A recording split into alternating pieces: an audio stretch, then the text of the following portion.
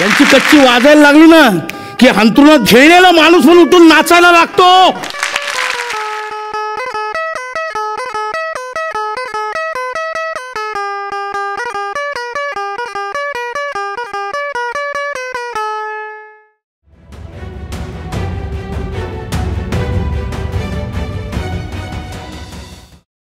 जय गणेश दोस्तों, कैसे हो आप सभी। ये एक स्पेशल एपिसोड है वाजवरे फिल्म प्रमोशंस का और मेरे साथ है आज स्पेशल गेस्ट फिल्म के डायरेक्टर जय राठौड़ और मिलिंद दादा हिमसेल्फ। तो मिलिंद दादा का तो इंट्रोडक्शन मैं क्या ही दूँ, और आप सभी को पता है कि मिलिंद दादा एक बहुत अच्छे वादक है जो कच्ची वाजा बजाते हैं, हमारे उत्सव में बहुत ही फेमस है। अभी ऐसा ट्रेंड आ गया है पिछले कुछ 5-10 सालों से कि गणपति का आगमन हो और मिलिंद दादा ना आए तो आगमन अधूरा अधूरा लगता है। तो और एक बहुत ज़्यादा प्राउड फीलिंग है हमारे लिए कि उत्सव के रिलेटेड एक बंदा, उत्सव से रिलेटेड एक इंसान आज उनकी बायोपिक बन रही है जो किसी ने सोचा भी नहीं था। और इसी बायोपिक का जो थॉट लाया वो है जय राठौड़। तो हमारे बीच ये दोनों आज के गेस्ट हैं हमारे। एंड तक वीडियो को ज़रूर देखना, लाइक शेयर और सब्सक्राइब अगर नहीं किया है तो अभी के अभी लाइक शेयर और सब्सक्राइब करें। और मैं आपसे वापस ये विनती करता हूँ कि ऐसे हमने हमारे एनालिटिक्स में देखा है कि 70% of our viewers are not our subscribers. इसका मतलब ये है कि 70% जो लोग हैं, 70 से ज़्यादा प्रतिशत जो हमारे व्यूअर्स हैं, उन्होंने अब तक हमारे चैनल को सब्सक्राइब नहीं किया है। तो मैं हाथ जोड़ के आपसे विनती करता हूँ कि हमारे चैनल को सब्सक्राइब करें, क्योंकि हमको ये उत्सव ना ही मुंबई में, ना ही महाराष्ट्र में, ना ही पूरे इंडिया में, हमें विश्व भर इंटरनेशनली ये हमें पहुँचाना है और ऐसे ही हमको उत्सव को बड़ा करना है। जय गणेश। जय गणेश मिलिंद दादा। जय गणेश, नमस्कार. जय गणेश जय भाई. जय गणेश. तो तुमचं स्वागत TGPवर. TGP आता नवीन हाईट्सवर चाललं आहे आणि ऑल थँक्स टू जय भाई. तर मिलिंद दादा, पहिला प्रश्न की कच्ची बाजा हा वादन तुम्ही कधी स्टार्ट केला आणि तुमचा प्रवास लोकांना सांगा, कारण तुमचा प्रवास अजिबात लोकांना माहिती नाही आहे की तुम्ही कसं स्टार्ट केलं, कसं तुम्ही ग्रो केलं आणि ह्या लेवलला तुम्ही पोचले. मी वडाळपूर्व नाडकर्णी पार्क म्युन्सिपाल्टी शाळेमध्ये 5वीला शिकत होतो. जेव्हा शाळेतून दुपारी आलो 12:30 वाजता, मग 1 वाजता आम्ही लोक जेवलं, आईने जेवण दिलं का दुपारी 2-2:30 वाजता आम्ही पिठाचे डबे, मिठाचे डबे, साखरेचे डबे असे मी 3 घेऊन, या 4 डबे असे घेऊन वाजवत असायचो. आणि वडील मग जे मॉर्निंगला गेलेले ते 3 वाजता घरी यायचं. तर आई झोपलेली असायची. बोलले काय चालू आहे तुझं? ते झोपलेले आहेत आई. मग आईला बोलतो हा काय करतो आहे? बोलतो वाजवतो आहे. बोलतो काय शाळेतून आला? बोलतो काय? असं नेहमी चालायचं. मग वडील एकदम वडिलांच्या डोक्यात थोडं चीड गेली की बोले काय येड्यासारखं, मेंटल डोंबाऱ्यासारखं डबे वाजवतो पिठाचे. तर माझ्या आईने सांगितलं की बाबा तुम्हाला काही प्रॉब्लेम आहे का? त्याला वाजवायचं आहे, त्याचा शौक आहे, त्याला वाजवायचा शौक आहे, तो वाजवू दे. मला डिस्टर्ब करू दे, त्याला त्याचं काम करू दे. असं करत करत माझी जर्नी, मी 7वीला गेलो. 7वी नंतर 8वी, 7वीला गेल्यापासून मग माझ्या डोक्यात एक कलेचं भूत गेलं. वड्यात असे जे रोटो बँजो पाटीवले ड्रम तापवले असं मी ते बघायचो. ते बँजोवडे मी जाऊन ऐकायचो. असं मी त्यांना बोलायचो, दादा मला देता का जरा दादा? हे बोलतो तुला येतो काय रे शेंबड्या?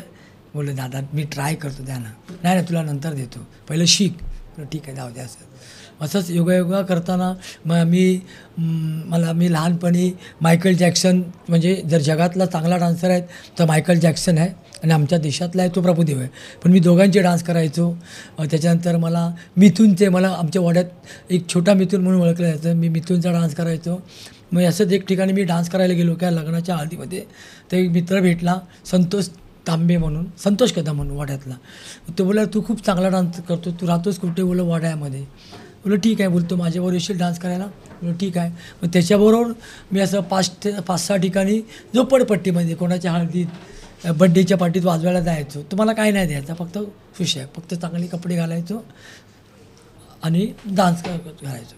त्याच्यानंतर त्याला बोलला अरे मी बँजो पार्टीत आहे. तो बोललो हां बघा देवाने कसं मला माझ्या नाळीशी एकदम जवळ आणलं. बोललो दादा तुम्ही बँजो पार्टीत? हां. बोलते आमची बँजो पार्टी आहे, यंगस्टार म्युझिकल बँजो ग्रुप. हां. बोला दादा मला पण शिकायचं आहे. अरे बोलतो ये ना, पुढच्या रविवारी आपली ऑर्डर आहे वडा पूर्वेला, हळदीची जेव्हा आहे. मग तो जो माझा मित्र आहे, तो माझा गुरु पण आहे, महेंद्र कदम. त्याने सांगितलं बाबा मिलिंद जंगम आपला मराठी मुलगा आहे, आनंदवाडीमध्ये राहतो, त्याची याला शिकायची इच्छा आहे. बोला ठीक आहे ना. बोला तू काय? बोलो मी काय नाही, मी एकदम नाविन्य आहे, हरकत नाही. मग बोला वाजव. मग कोळीगी तालुक्यात आम्ही पहिले पूर्वीच्या जमान्यामध्ये खुळकुळे होते, खुळकुळे जे बँडमध्ये होते लेझिम ह्याच्यात खुळकुळे. आता ते नाही आहे, खूप रेअरली आहे. मग ते मी पहिले ना खुळकुळे वाजवायचो.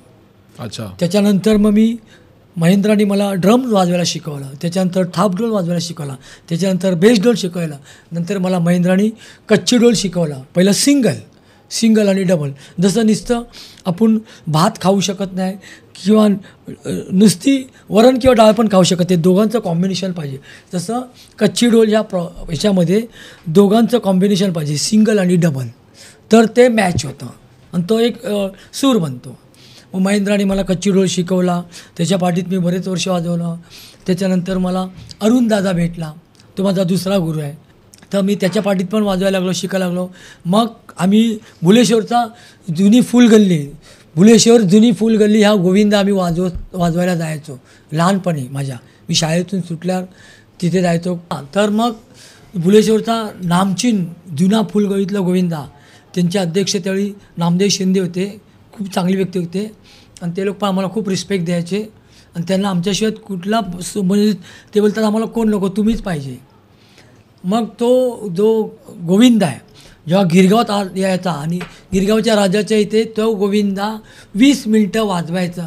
त्यावेळी मी लहान होतो, मी कच्ची डोल नाही होत, त्यावेळी बेस डोल वाजवायचो. त्यावेळी आमच्या गिरगावच्या राजाचे अध्यक्ष माननीय स्वर्गीय असे रामचंद्र तेंडुलकर हे आणि आमचे दुसरे मित्र ते पण आज स्वर्गीय आहेत, स्वर्गीय काय त्यांचं नाव नानारकर, लव नानारकर, हे दोघं त्या कॉर्नरला असायचे. आणि आमचे प्रकाश कनावजे पण असायचे, शिवसेनेचे सगळे कार्यकर्ते असायचे. पण लवच्या डोक्यात एक संकल्प आला लव दादाच्या की बाबा रामू आमच्या गिरगावच्या राजाचे अध्यक्ष आहेत श्री रामचंद्र तेंडुलकर, त्यांना लहान मुलांपासून मोठ्यापर्यंत सगळे रामूच म्हणायचे, सगळेच रामू म्हणायचे. पण त्यांना असं कधी इगो हटवून नव्हतं. आणि आमच्या गिरगावच्या राजा ते एकमेव व्यक्तिमत्व असं होतं की त्यांनी खूप सांभाळलं. आताही सगळे कार्यकर्ते, आत्ताचे पण सगळे कार्यकर्ते सांभाळत, आमचे सगळे कार्यकर्ते आहेत जे आहेत, आजी माझी सगळे चाललं आहे, आमचा उत्सव व्यवस्थित चालला आहे. तर त्यावेळी रामू काकाला लवदादानी म्हटलं की हा भाजी आम्हाला पाहिजे. ठीक आहे.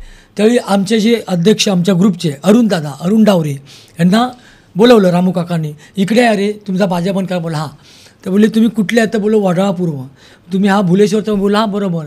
मग या गोविंदात तुम्ही किती वर्ष होता? बोलला आम्ही या गोविंदामध्ये त्यावेळी आम्हाला नुकतेच 8 ते 9 वर्ष झाले होते. बोले ठीक आहे, तुम्ही आपल्या गिरगावचा राजा? बोलला हां आम्ही ऐकून आहे.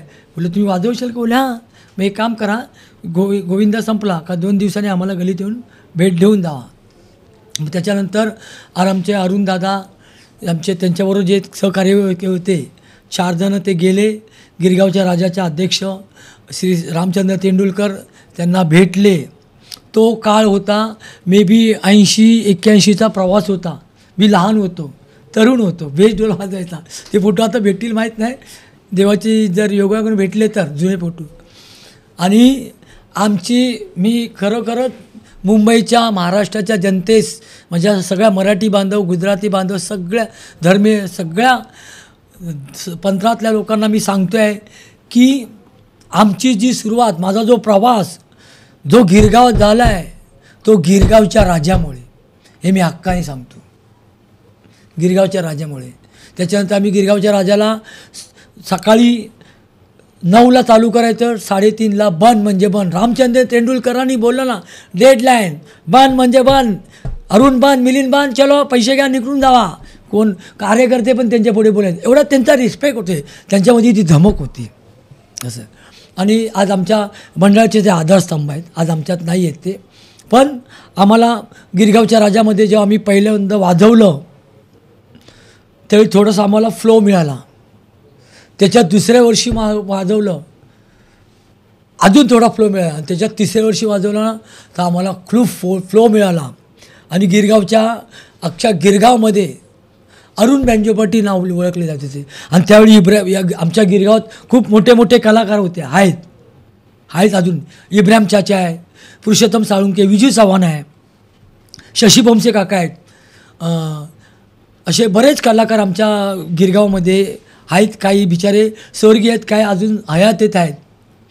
पण ते सगळे शैना ढोली वाजवले, ते सगळे मोठे मोठे महारथी, सगळे दिग्गज आणि काय बोलतात तुडुम खान, सगळे गॉडफादर होते. पण त्यात पण आमच्यासारख्या एक छोट्या गल्ली बोळ्यातल्या बँजोपाटीतल्या कलाकारांना गिरगावात वाव मिळालं हे आमचं भाग्य समजतो. आणि गिरगावच्या राजाला आत्ताचा आमचा जो प्रवास आहे जर्नी तो येणारं हे 2025 हे आमचं गिरगावच्या राजाला 40 वर्ष विसर्जनला आहे. आणि गिरगावच्या राजाचं आगमन येणारं आमचं 31वं वर्ष आहे. आणि गिरगावच्या राजामुळे गिरगावचा लाडका मिलिंद हा टॅग गिरगावातून मिळाला आहे. आणि गिरगावच्या राजाच्या आशीर्वादाने, माझ्या सद्गुरूंच्या आशीर्वाद, माझ्या स्वामींच्या आशीर्वादाने, तुमच्या सर्व भावांचा, सगळ्या गणेश भक्तांचा, सगळे रसिक मायबाप प्रेक्षक यांच्या सगळ्यांच्या आशीर्वादाने माझ्या महाराष्ट्राचे आराध्य दैवत छत्रपती शिवाजीराजे, माझ्या महाराष्ट्राचे दुसरे आराध्य दैवत छत्रपती संभाजीराजा, या देशाचे घटनेचे शिल्पकार परमपूज्य नेते डॉक्टर बाबासाहेब आंबेडकर, हे देशाचे एकमेव संत कोण असतील? संत ज्ञानेश्वर माऊली, ज्यांनी वयाच्या 26व्या वर्षामध्ये समाधी घेतली. या सगळ्यांना स्मरून सांगतो, यांच्या सगळ्यांच्या आशीर्वादाने, माझ्या आईवडिलांच्या आशीर्वादाने मी इथपर्यंत पोचलो. आणि गिरगावचा लाडका मिलिंद हा संबोधला गेला आहे. आणि गिरगावचा लाडका मिलिंद हा मला पिंपळवाडीने हा टॅग दिला आहे. आणि मी आता पुरा मुंबईमध्ये आहे, पण गिरगावचा लाडका मिलिंद हे माझ्या गिरगावातून मला टॅग भेटलेला आहे. विशेष सांगायचं म्हणजे मी पुऱ्या भारताला सांगतो, गिरगाव ही अशी भूमी आहे जी कलाकारांची भूमी आहे. इथे सगळे कलाकार घडले आहेत. माझ्यासारखा तर एक म्हणजे बोलतात ना, एक छोटासा प्यादा आहे बुद्धिबळमधला. इथे मोठे मोठे राजा होते, काय वजीर होते, सगळे काय आहेत, काही स्वर्गात गेले. पण बोलतात ना, मी विचारही केला नव्हता. माझ्या परिवाराने, माझ्या घरच्यांनी पण बोलले की बाबा आमचा एक छोटासा माणूस, माझ्यासारखा एक सामान्य माणूस, मिल मजुरांचा मुलगा, झोपडपट्टीत जन्मलेला मुलगा, त्याच्या जीवनावर परमेश्वर एवढी कृपा करेल मी आयुष्यात कधी विचार केला नव्हता. आणि आज परमेश्वरने माझ्यावर एवढी कृपा केली की माझ्या जीवनकथा, माझ्या जीवावर एक बायोपिक होते आहे, ती आहे वाजव रे. 2.5 तासाचा पिक्चर आहे. आणि हे श्रेय तर मी माझ्या गिरगावच्या राजाला तर देणार, माझ्या सद्गुरूंना देणार, माझ्या आईवडिलांना देणार, आणि माझ्या गिरगावच्या आणि मुंबईतल्या सगळ्या जनतेला, माझ्या दक्षिण मुंबईतल्या सगळ्या जनतेला, सगळ्या रसिक बांधवांना, सगळ्या गणेश भक्तांना, आणि माझ्या सगळ्या महाराष्ट्रातल्या जनतेस, आणि माझे प्रोड्युसर जय राठोड, माझे डायरेक्टर, जे माझे बोलतात ना, माझे एक आयडल आहे, सपोर्टर. मी विचारही केला नव्हता की जय राठोड माझ्या जीवनात एवढा मोठा चित्रपट बनवेल. पण ती देवाची दया आहे की बोलतात ना, गॉड गिफ्ट असतं. मला स्वतःला भाग्यवान समजतो की माझ्या 5 पिढीमध्ये हे आठवण राहणार की बाबा आमच्या घरातल्या कोणतरी व्यक्तीवर जीवनावर चित्रपट निघाला. जेव्हा तुम्हाला कळालं, जय भाईनी तुम्हाला रीच आउट केलं मूवीसाठी की तुमच्यावर मूवी बनणार आहे, तर त्यामागचा आम्हाला प्रवास सांगा की जय भाईनी कधी कॉल केलं, काय बोलले तुमच्याशी, तुम्हाला काय वाटलं, अनरियल वाटलं की असं वाटलं की हा खोटं बोलतोय, मस्करी करतोय?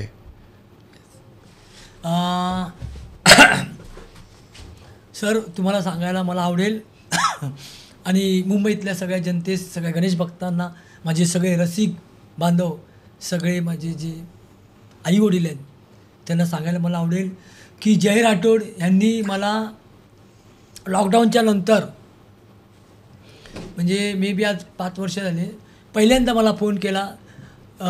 मिलिंद जंगम बोलतो आहे, गिरगावचा लाडका मिलिंद. बोललो हां सर, तुम्ही कोण बोलता? अरे मी तुझा भाव बोलतो आहे. बोललो तुम्ही राहता कुठे? तो बोलतो तुझ्या मनात. बोलो सर काय मस्करी करता. बोला हा रे, बोलतो मी तुझ्या बाजूलाच राहतो, मला तुझ्या काहीतरी करायचं आहे. बोलो सर काय करायचं आहे, मारणार वगैरे नाही ना.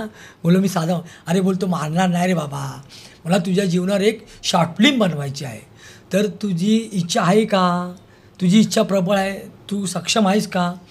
तर बोललो सर बघूया, मी विचार करेल, मला सांगेल तुम्हाला. ठीक आहे. जयबाई बोलले तुझी इच्छा असेल तर मला फोन कर, मग आपण भेटू. एक हप्त्याने मी असंच मनावर घेतला, मला एवढं माहीत नव्हतं की शॉर्ट फिल्म काय.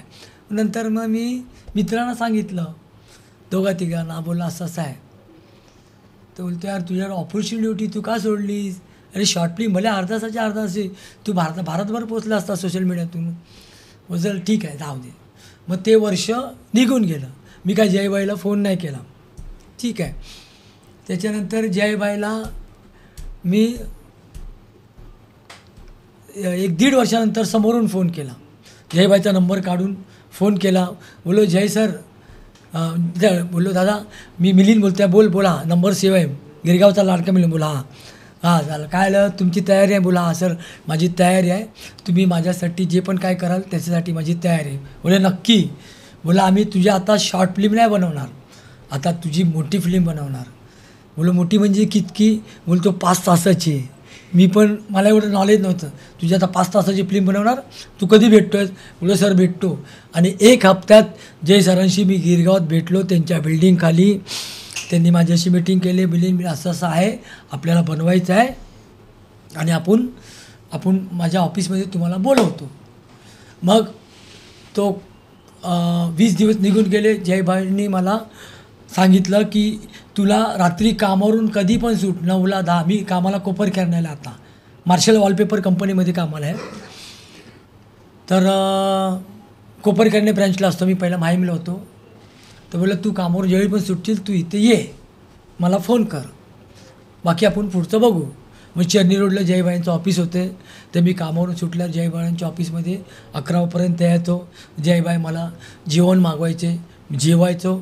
मला शेवटची लास्ट कॉपी बोलते, एक लास्ट कॉपी नंतर एक बेस्ट कॉपी, 2 कॉपी द्यायचे क्लायमॅक्सच्या वेळी, स्क्रिप्ट क्लायमॅक्सच्या वेळी. तर जेवण झाल्यानंतर 12:30 वाजता कॉपी द्यायची. आता मिळते मिलिंद स्टार्टर, आता झोपायचं नाही, आता चालू करायचं. मग जयबाई त्यांचं ते कॅमेरा घ्यायचं, लॅपटॉप घ्यायचं आणि ते स्क्रिप्ट घ्यायचे. जयबाई कॅमेरा पण चालू, लॅपटॉपवर आणि लिवायचे पण. आणि मला बोलले तुझ्या फिलिंग्स म्हणजे तुझी जर्नी काय आहे, तू कसा घडलास, गिरगावच्या राजाचं तुझं काय बॉन्डिंग आहे, गिरगावचा लाडका मिलिंद कसा झालास, जे आहे ते एकदम सांगून टाक. मी माझा म्हणजे लहानपणापासून ते गिरगावपर्यंतचा प्रवास सगळा सांगितला. माझे वडील कसे एक्सपायर झाले, माझे वडीलला पाठीतला कॅन्सर झाला, पण आम्हाला आमच्या आईने, मी थोडा भावनिक आहे, आमच्या आईने आम्हाला खूप सांभाळलं. आमच्या आईने आणि माझ्या आत्याने मला सांभाळलं. माझ्या आत्याचे लय उपकार आहेत आणि माझ्या वडिलांचे तर आहेत. आत्याच्या नंतर आईने पण लोकांची घर कामं करून भांडी विसून आम्हाला 4 भावांना सांभाळलं. तर मी माझ्या आईला पण धन्यवाद देतो की मी सगळ्यांना आज पुऱ्या महाराष्ट्रामध्ये हा मेसेज देतो की तुम्ही सगळ्यांना दुखवा, पण आपल्या आईवडिलांना दुखू नका. ते कसे आहेत ते तुमचे आईवडील परमेश्वराने तुम्हाला या जगात आईच्या माध्यमातून पाठवले.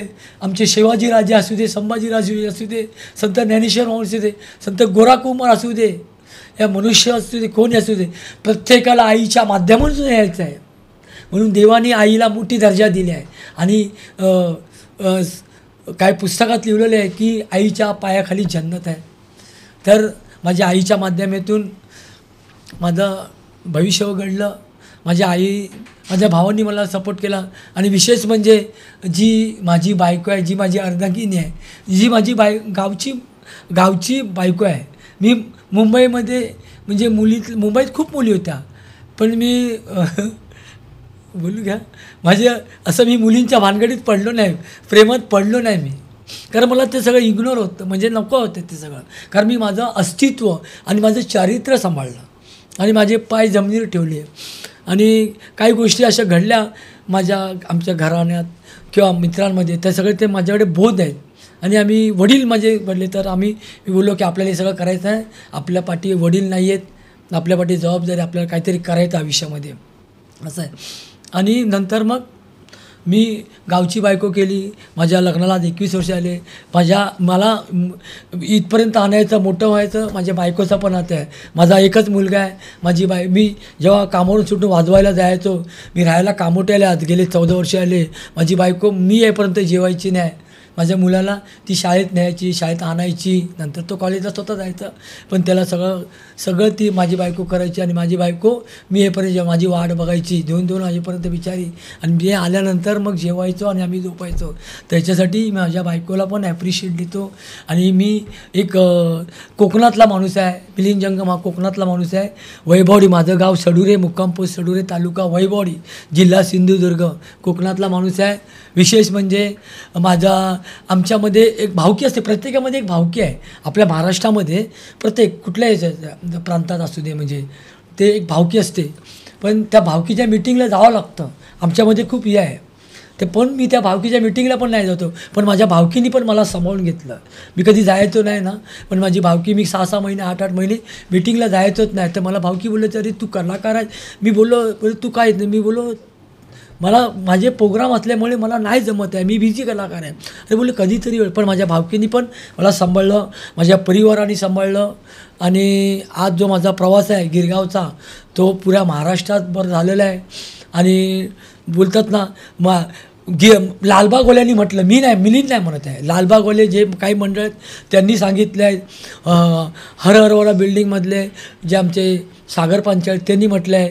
लालबाग आर्टीचे कलाकार सिद्धेश सातपुते त्यांनी सांगितलं आहे की जर लालबागमध्ये जर गणपतीचं चावू लागलं तर मिलिंदची कच्ची पहिली पाहिजे. जेव्हा मिलिंदची कच्ची असते तर लोकांना की आता आपल्या उत्सवाला प्रारंभ चालू झाला. म्हणजे काय पाठपूजन आहेत, काय गणपती बाप्पाचं आगमन आहे. मग आम्ही परेल वर्कशॉप या लालबागमध्ये आम्ही वाजवतो. त्याच्या पुढे नंतर पुढचे जे पण गणपती आम्ही त्यांच्या मंडपात जाऊन वाजवतो. तर असा माझा प्रवास आहे मित्रांनो. जसा तुम्ही माझ्या मुंबईतील, माझ्या महाराष्ट्रातील आणि माझ्या भारतातील सगळे धर्मीय लोक आहेत. मग ते माझे मराठी बांधव असू दे, गुजराती बांधव असू दे, साऊथ इंडियन असू दे, मुस्लिम समाजाचे असू दे, कुठल्या पंजाबी असू दे, उत्तर भारतीय असू दे, कुठल्याही प्रांतातले असो, मी सर्वांचा आहे. तुम्ही माझे सर्व आहेत. आणि तुमच्या सर्वांमुळे मी आज इथपर्यंत पोचलो आहे. तर मुंबईतील, महाराष्ट्रातील, माझ्या गिरगावतील आणि भारतातील माझ्या सगळ्या रसिक बांधव, सगळे माझे आईवडील, बहीण भाऊ, लहान मुलं आणि सगळे गणेश भक्तांना मी गिरगावच्या लाडका मिळून आमंत्रित करतो. तुम्ही सर्वांनी जसं माझ्या कच्ची डोलवरती प्रेम केलात तसं माझ्या चित्रपटावरही प्रेम करा. त्यावेळी मी जिंकलो, तुम्ही सर्व आहात म्हणून मी आहे. कलाकार जो असतो, ज्या कलाकाराच्या कलेला दाद देणारी जनता असते तो कलाकार असतो. मग तो कोणताही हिरो असू दे, कोणताही नेता असू दे, या कोणताही टीचर असू दे, त्या कलाकाराला, त्या व्यक्तिमत्वाला टाळे वाजवणारे, त्याच्या गाण्यावरती, त्याच्या ताल्यावर नाचवणारे जर रसिक बांधव नसतील, मग तो किती मोठा हिरो असू दे, मी कोणाचं नाव घेत नाही, तो झिरो आहे. पण आज मी महाराष्ट्रामध्ये, मुंबईमध्ये, मी प्रत्येकाच्या घराघरामध्ये आहे. ती देवाची दया आहे, परमेश्वरची कृपा आहे, माझ्या सद्गुरूंचा आशीर्वाद आहे, माझ्या राजाचा आशीर्वाद आहे. आणि मी प्रत्येकांच्या हृदयात आहे. सगळेजण मला लाईक करतात. असं तुम्ही भले माझे व्हिडिओ लाईक करा, ते तर तुम्ही करणार, मला विश्वास आहे. पण माझा चित्रपट पण जो येतो आहे, मला माहीत नाही डेट आमचे प्रोड्युसर रिलीज करतील, पण ऑगस्टमध्ये माझा चित्रपट रिलीज होत आहे. माझ्या चित्रपटाचं नाव आहे वाजव रे मिलिंद कसा घडला. एक कलाकार काय असतो हे बघा. या पिक्चरमधून तुम्हाला मिलिंद कसा घडला, एक कलाकाराचं जीवन काय असतं ते बघा.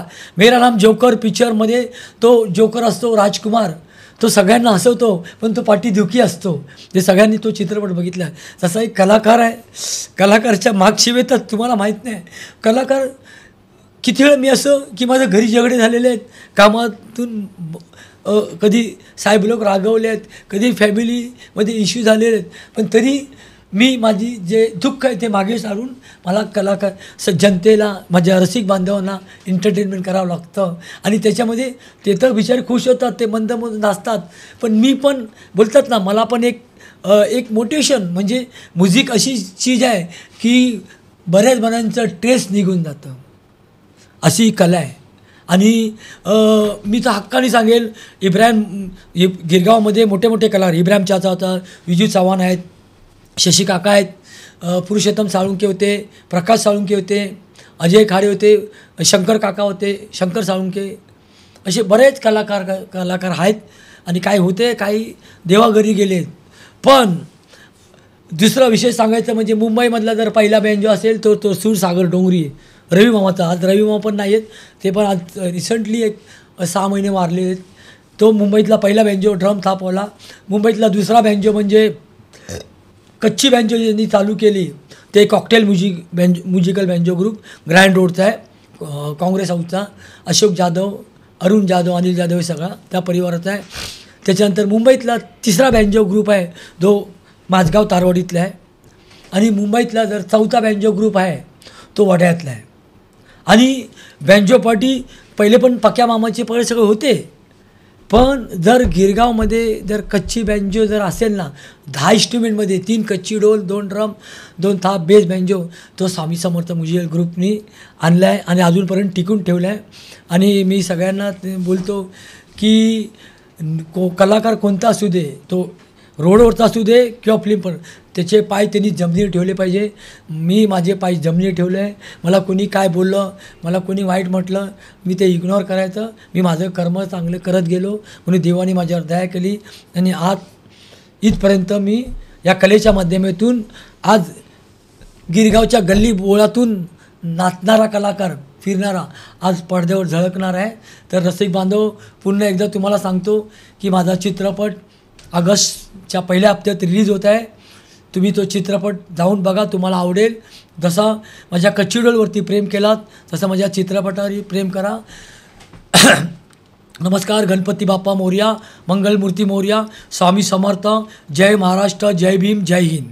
तर जय दादा, ॲज अ डायरेक्टर तुम्ही जेव्हा ठरवलं की आपल्याला एक उत्सवप्रेमी किंवा एक वादकवर एक बायोपिक बनवायची आहे, तर तुमच्या मनात असं काय आलं की उत्सवचाच एक कलाकार उचलून मूवी बनवायची? कारण आता आम्ही बॉलिवूडमध्ये बघितलेलं आहे की स्पोर्ट्समॅनवर मूवी बनते, नंतर काही दिग्गज कलाकार बिझनेसमॅनवर मूवी बनते.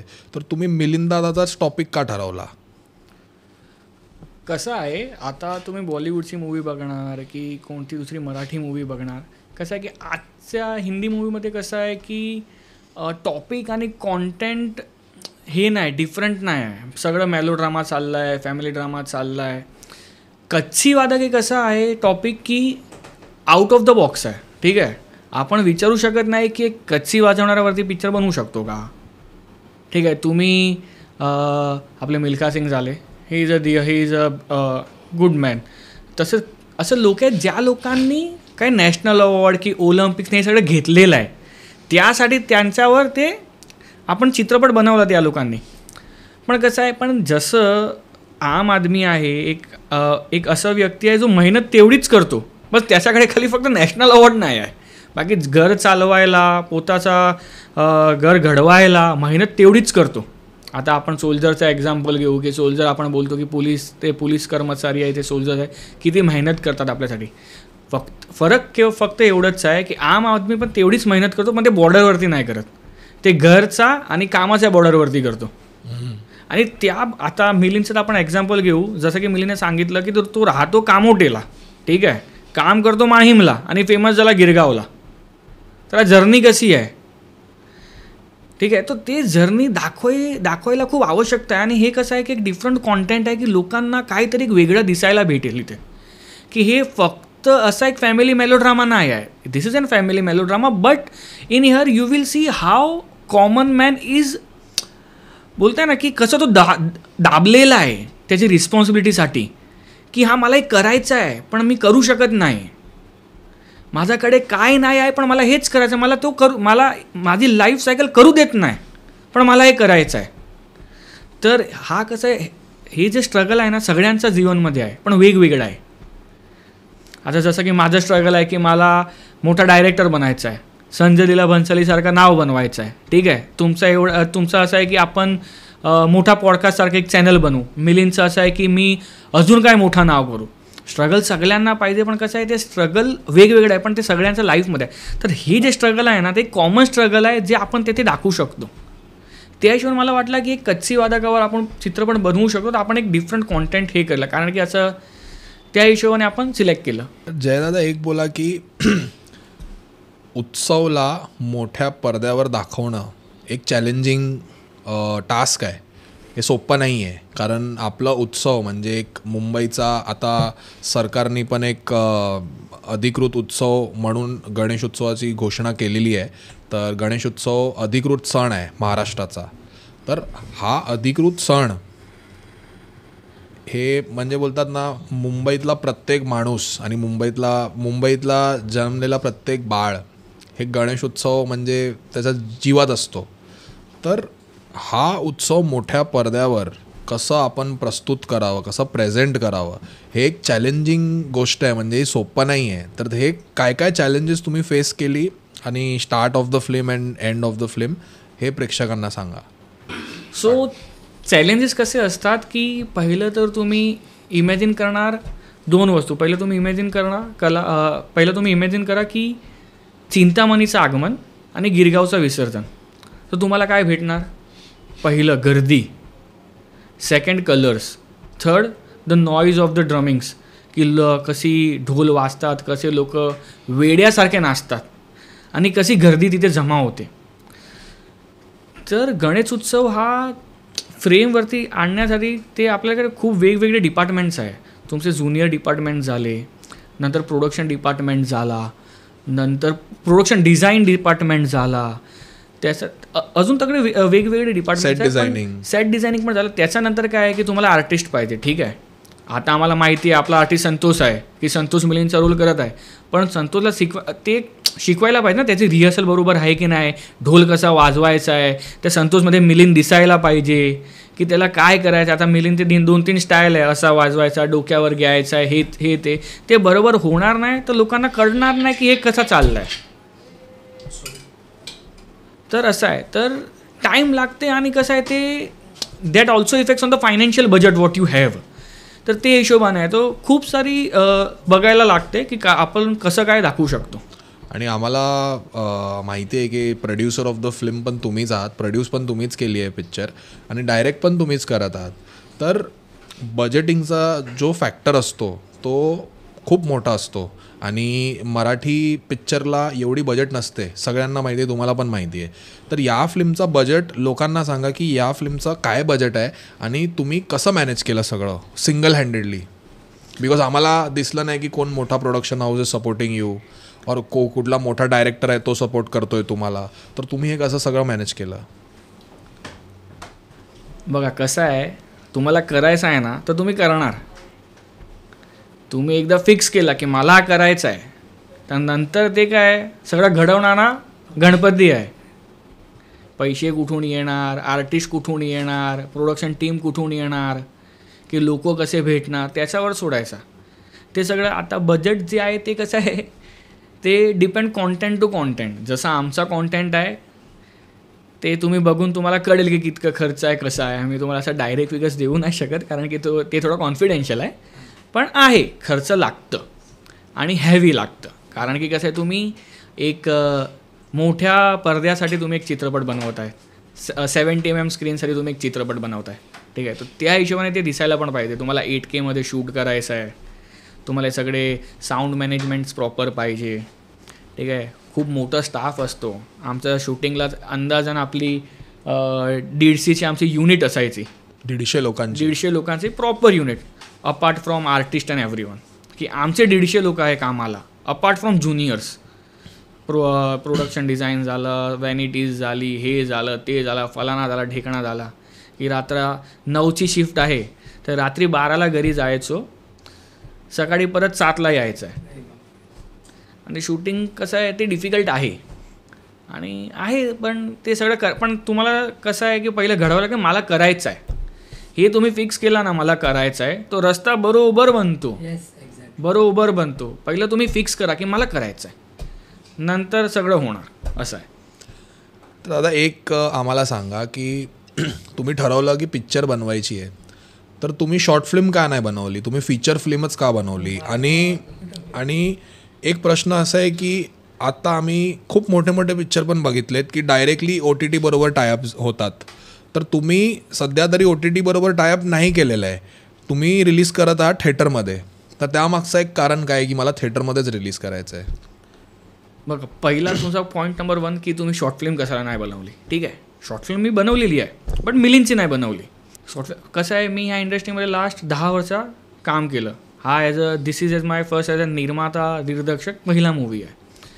मिलिंदचा जो मूवी होता ना, की आम्ही त्याचा एक इंटरव्ह्यू राऊंड सेटअप केला होता मिलिंदबरोबर for couple of days only, की आपण बघू की काय करू शकतो, की ठीक लागलं तर माझ्याकडे 2-3 चॅनल आहे, त्याला मी पिच करून एक प्रॉपर डॉक्युमेंटरी अपलोड करणार.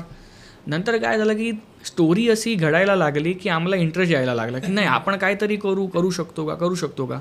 नंतर मी आणि माझी टीम जे आहे ते आम्ही एक म्युच्युअल डिसिजन घेतलं की आता ते कुवा आपण खोदलं आहे तर त्याच्यामध्ये आपण पडू, नंतर बघूया की काय होणार की नाही होणार, पाणी भेटणार की नाही. हां, तर त्या हिशोबाने आम्ही हे केलं. जेव्हा चालू केला that was our perfect mindset की we are making a theatrical movie. OTT वरती कसं आहे की आम्ही OTT वरती जाणार, it will come on OTT, but it is still not fix because our first main focus is to go on theatres only. थिएटरच्या नंतर 2-3 महिन्यानंतर it will also come on OTT as well. तसं आहे दादा, आपली गणेश उत्सवाची एक ऑडियन्स आहे आणि खूप मोठ्या प्रमाणावर आहे आणि फक्त मुंबई महाराष्ट्रामध्ये नाही, जगभरात आहे, इंटरनॅशनल पण. तर तुम्ही काय एक मेसेज देणार आपल्या उत्सव ऑडियन्ससाठी की तुम्ही हा चित्रपट का बघायला जावा थिएटरमध्ये? बघा, का बघायला जावा, point number I will tell की असं आहे की तुम्ही जे फील करतात ना, तुम्ही चित्रपट बघतात, तुम्ही चित्रपटामध्ये काय बघणार की तो कसा जिंकला. आता मी तुम्हाला एक एक्झाम्पल देऊ शकतो, पण ते आता बोलणं ह्या प्लॅटफॉर्मवर बरोबर नाही आहे. तर कसं आहे की तुमच्या जे मनात जे घडलेलं आहे ना की माझं दुःख मी कोणाला सांगू, की रात्री आलो की सेठनी असं बोलला तसं बोलला, की मी कोणाला बोलू. बायकोला बोलू शकत नाही, आईला बोलू शकत नाही, स्वतःला बोलू शकत नाही. तर एक काम करतो, मी पेंट्रीला जाऊन रडतो. ऑफिसची पेंट्री की घरचा वॉशरूम जाऊन रडतो आणि सकाळी परत तेच आसू पुसून परत ऑफिसमध्ये जाणार. तर हे जे आम आदमीचा जे जर्नी आहे ना, ती आपण हा पिक्चरमध्ये दाखवली आहे. कसं ते सगळ्या लोकांच्या जर्नीमध्ये आहे आणि आय गॅरंटी यू की all will see their journey in this movie. मिलिंदची जर्नी डिफरंट आहे, but that will connect with their journey and struggles 110% because that has actually connected with my journey as well. The common man journey, typical journey. बघा कसं आहे की माझे personal खूप असे events आहे की मला माहिती आहे की हे जर्नी किती डिफिकल्ट आहे. कसं आहे की देव आपल्याला काही हातात देत नाही, त्याच्यासाठी स्ट्रगल करायलाच लागतं. तुम्हाला सक्सेस पाहिजे तर तुम्हाला 100 वेळी एका ठिकाणी ठोकायला लागणार, की ठोका ठोका ठोका ठोका ठोका ठोका ठोका आणि sudden day it will boom. आणि तुम्हाला माहीत पडणार की यार मी पहिलं विचारत होतो की मला ते पाहिजे, पण छान झालं की ते मी सोडलं. आता आम आदमी काय विचारतो की यार पगार वाढत नाही, हे करायचं आहे ते करायचं आहे, हे कॉमन ते आहे. Even I was also working couple of years back. I still remember my date. It was 16th of April. I cried in my pantry and I decided that I will quit this accounting job and I will permanently do only अपना ये film making. हां, मी side by side अकाउंटचे काम करायचो. तर ते जेव्हा मी ह्या story ऐकली ना, तो I got in touch with that struggle की ह्या सगळ्या लोकांमध्ये आहे. सगळ्यांची स्ट्रगल वेगवेगळी आहे, पण स्ट्रगल सगळ्यांकडे आहे. आणि हा असं स्ट्रगल आहे जे लोकांना बघायला आवडेल. कारण की आजचा जे जनरेशन कसं आहे, to be very true with you, what you see today on Instagram and Facebook, छान कॉन्टेंट चालत नाही. टुडेचा जेनझी काय आहे की थोडा तेवढं ब्लंट होऊ शकत नाही, पण कसं थोडं आजचा जेनझी कसं आहे की त्यांना असा कॉन्टेंट पाहिजे ते काय कामाचा नाही आहे. ठीक आहे, तर कसं आहे की not valuable. You mean not valuable. कारण की ते एवढे बिझी झाले आहेत ना की काय आहेच नाही. 15 मिनिटाची फाईट बघूया, कोणतरी नाचत आहे, हे करत आहे, व्हायरल झालं. ठीक आहे, तर हा जे जर्नी आहे ना लोकांना एक असं एक दृश्य देणार की नाही यार, it is connecting me with something which I have already imagined or which I am already pass through that, की मी हा बघितला आहे की कसा आहे. जेव्हा तुम्हाला जेवायला भेटेल नाही ना रात्री, तुम्हाला ते जर्नी कळेल की हा एक टाईम होता रे की मला जेवायचं होतं, पण कोणी रोटली का बोलता ना, गुजरातीमध्ये बोलतात की आज मला भूक लागली आहे पण मला कोणीही जेवायला देत नाही आहे, विचारत पण नाही आहे. आणि तुम्हाला ठोका तेव्हा बसते ना की स्टार्टिंगमध्ये जेव्हा तुम्ही काय करतात ना, you have every one in your support, but Wien it ends ना देर इज नो वन. स्वतः पण नाही, तुम्ही स्वतःवरती पण प्रश्न करणार, अरे मॅन की आता की मी कशाला इथपर्यंत आलो. तर तुम्हाला हे स्ट्रगल ह्या चित्रपटामध्ये दिसणार असं आहे. बरोबर. खूप आनंद वाटतो आणि अभिमान पण वाटतो की हा चित्रपट तुम्ही करण्याचा गट्स केला, कारण हे गट्स शिवाय होऊ शकत नाही. ह्या चित्रपटाला करणार म्हणजे गट्स लागतो आणि तुम्ही ते दाखवलं. आणि मी पण असंच आवाहन करेन लोकांना की जास्तीत जास्त लोकांनी मुंबई, महाराष्ट्र, जे पण कुठे पण ही रील पोचेल तर त्या स्टेटमध्ये किंवा त्या सिटीमध्ये ॲटलिस्ट जाऊन चित्रपट बघायचा आणि थोडाफार आपल्या मराठी चित्रपटांसाठी आणि मराठी फिल्म इंडस्ट्रीसाठी सपोर्ट करायचा. तर आपण गोष्ट करूया दादा की वाजव रे हा नाव एक फिल्म आणि एक मूवीचा एक नाव आहे ना, तो खूप अपिलिंग वाटायला पाहिजे आणि Vajav Re is a very appealing name. तर ह्या मागचं काय एक थॉट प्रोसेस होती की वाजव रेच कशाला? हा एक कहाणी आहे, एक कहाणी. आम्ही पहिले पिक्चरचं नाव, चित्रपटाचं नाव ठेवलं तर गिरगावचा लाडका मिलिंद हे चित्रपटाचं नाव होता पहिलं अगोदर. जेव्हा I was in writing process, we wrote all the 50-60 draft आम्ही जे लिहिले त्याचा हेडिंग तेच होता, गिरगावचा लाडका मिलिंद. नंतर हे चित्रपट जेव्हा फायनल झाला ना, तो माझी सेकंड ऑफिस इथे पंचरत्नाला होती, डायमंड मार्केटमध्ये. सो आम्ही सगळे, माझी टीम आणि आम्ही सगळे खमणी खात होते की यार माझा असोसिएट बोलतो, सर मैं एक बात बोलूँ. बोला बोल ना भाई, डरता क्यों है, बोल ना. सर नाम बहुत बड़ा है, ऐसा लगता है मैं विरार जा रहा हूँ. गिरगावचा लाडका मिलिंद. सर मैं कैसा बोलेगा किसी को, मैं पिक्चर देखा गिरगावचा लाडका मिलिंद. सर शॉर्ट नाम दिखते ना कोई. तो मैं बोला यार बात तर बरोबर करतोय हा, बरोबर बोलतोय. तर नंतर आम्ही सगळ्यांनी काय केलं, एक ग्रुप बनवला की काही टाका, कोणी रॅन्डम सजेशन आमचा 4-5 लोकांचा, काही टाका. कोणी वादक टाकला, कोणी मिलिंद टाकला, कोणी ध मिलिंद टाकला. मी बोलले असं करू नका, ध मिलिंद फ मिलिंद काय चालणार नाही. नंतर एक रॅन्डम मी चालत होतो, मी माय डायलॉग रायटर विनायक, अभिषेक, ब्रिजेश आणि स्वप्नील शालीमार ज्यूस सेंटरला चालत होतो आणि अचानक माझ्या डोक्यात आलं वाजव रे. कशाला? कारण की तुम्ही जेव्हा कुठेतरी जाणार ना बघायला, ढोल बघायला की कुठे वाद्य वाजत आहे, तर आपण काय सांगतो, अरे वाजव ना, अरे मिलिंद वाजव ना. तर वाजव ना कसं एक इमोशन आहे, it is not an statement, it is an emotion. तर त्या हिशोबाने आपण वाजव रे केलं की आता फिक्स वाजव रे, आता कोणाचं ऐकायचं नाही, आपण फक्त वाजव रे नावाने चित्रपट हा ठरवला आणि हेच पुढे जाणार. तर हे शूटिंगचं ऐकायचं 10-15 days अगो we final Vajav Re and we took all the titles and everything, register with everyone. तर असा चित्रपट ठरवला की वाजव रे करणार असं करून. आणि एक शेवटचा प्रश्न तुम्हाला की किती डिफिकल्ट आहे मास ऑडियन्सला, म्हणजे बोलतात ना की त्यांचे एक्सपेक्टेशन आहे ना दिवसांदिवसात वाढत चाललेले आहेत की बाबा आता एक गणेश उत्सवाचा चित्रपट आला तर लोकांनी मोरया बघितलेलं आहे, लोकांनी असे काही चित्रपट बघितलेले आहेत, तर लोकांचे एक्सपेक्टेशन आहे ना खूप वाढले आहेत. तर हा एक्सपेक्टेशन तुम्ही कसं फुलफिल करणार या चित्रपटातून? एक्सपेक्टेशन वाढलं कुठे? पहिलं तर हे आपल्याला समजायचं की एक्सपेक्टेशन वाढलं कधी. आता मी तुम्हाला विचारणार की हे एक्सपेक्टेशन वाढलं कधी लोकांना कधी कळायला लागलं की अरे यार हे का दाखवतात, हे काही दाखवणार का तुम्ही आम्हाला?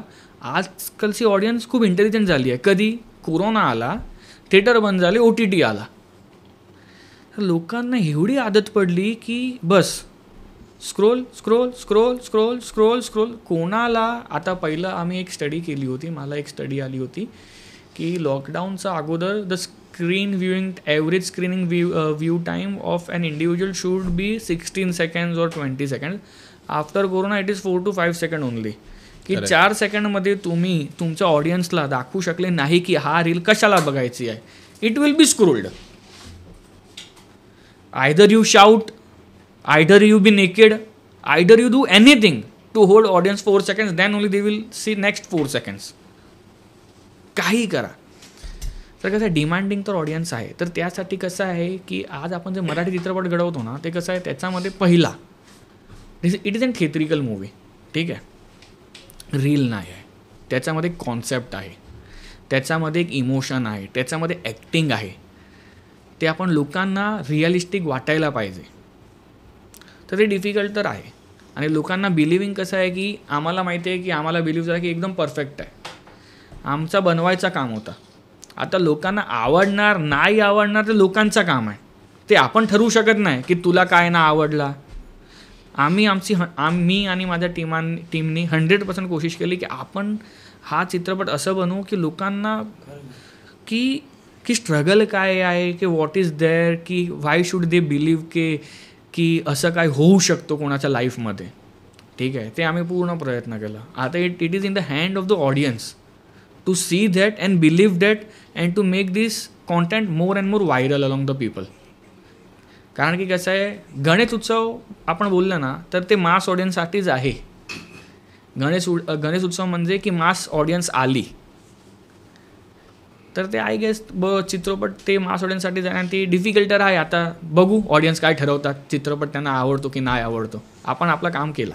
आपल्याला बाप्पावर विश्वास आहे आणि सगळी ऑडियन्स जी आहे त्यांच्यावर पण विश्वास आहे की लोक प्रेम दाखवणार. आणि ऑफकोर्स चित्रपटामध्ये तुम्ही मेहनत घेतली आहे, मिलिंद दादानी मेहनत घेतली आहे, तुमच्या पूर्ण टीमने मेहनत घेतली आहे, तर ती कुठे ना कुठेतरी चांगलंच होईल. होईल होईल होईल पक्क होईल. तर मिलिंद दादा, वाजव रे हा एक आपला टायटल आहे, चित्रपटाचं नाव देखील आहे. तर तुम्हाला कसं वाटतंय? आणि तुम्हाला कोणी म्हणजे बोलतात ना की मस्करी केली का की वाजव रे का रे, का वाजव, हे ते एक किस्सा सांगा. आणि तुम्हाला कसं वाटतंय तुमची मूवी लॉन्च होते? खरं तर तुम्हाला सांगायला आवडेल की वाजव रे हा एक आमच्या प्रोड्युसरनी एक असा त्याच्यावर त्या लोकांनी स्टडी करून एक युनिक शब्द शोधला. युनिक वाजव रे. ते दोन्ही बाजूने वाजव रे, हे वाजव रे, दुसरा कलेच्यामधून हे वाजव रे, वाजव वाजव. तर दोन्ही शब्द सेम आहे, स्थलांतर आहे. एक तर वाजव रे, दुसरं आहे वाजव रे. कलाकाराच्या माध्यमातून वाजव रे. लोक उत्सुकात आहेत. आत्ता मी बोरिवलीला गेलो होतो गणपती बाप्पाच्या पाठपूजनला. त्यावेळी बाकीच्या गोष्टी चालल्या होत्या पण ऑलरेडी लेट झाला होता. तर मी एका मंडळाशी बोलत होतो. तर ते बोलले हे मंडळ ज्यांनी मला बोलवलं ते बोलते मिलिंद वाजव रे, आम्ही एक्सायटेड आहे, लोक तुझ्यासाठी एक्सायटेड आहे, लोक तुझ्यासाठी विरारून आले आहेत तुझ्या बाजा आणि तुझं वादन ऐकायसाठी. तर वाजव रे हा शब्द कलेच्या माध्यमातून तो बाहेर पडलेला आहे. एक वाजव रे, एक कलाकार, मग तो कोणताही ताशा डोल असू दे, लेझिम पथक असू दे, बँजो डोलवले असते, कच्ची डोल असू दे, नाशिक डोल असू दे, या ड्रमवाले रोटो असू दे. वाजव रे, वाजव रे ह्या शब्दामध्ये खूप दम आहे. वाजव रे जसं आपण म्हणतो ना हरिओम, हरिओम ह्याच्यामध्ये सर्व आलं, पुरं ब्रह्मांड आलं. तसं वाजव रेमध्ये कलेची पुरी म्हणजे असं हे माझे ओपिनियन, हे मला वाटतं. वाजव रेमध्ये एक कलेचं भरपूर काय आलं. याचा अर्थ नाही वाजव रे म्हणजे आपला अपमान नाही केला, अरे वाजव रे, आम्हाला तुला ऐकायचं आहे, आम्हाला नाचायचं आहे असं आहे. आणि माझ्या कच्ची उडलवरती मी एवढा कोण मोठा कलाकार नाही, छोटाच आहे, पण माझ्या कच्ची उडलवरती मी जिथे जिथे गेलो आहे ते परमेश्वरच्या कृपेने आम्ही आजपर्यंत कधी फेल नाही गेलेलो आहे. कुठे आजपर्यंतच्या रेकॉर्डमध्ये कुठे फेल गेलेलो नाही.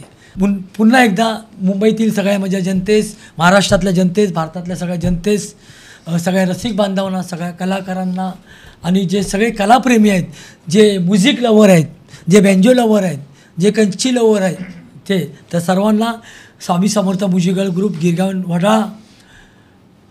गिरगावच्या लाडका मिळून आमंत्रित करतो. पुन्हा एकदा सांगतो की जसे तुम्ही माझ्या कच्ची उडलवरती प्रेम केलात तसं माझ्या चित्रपटावर करा.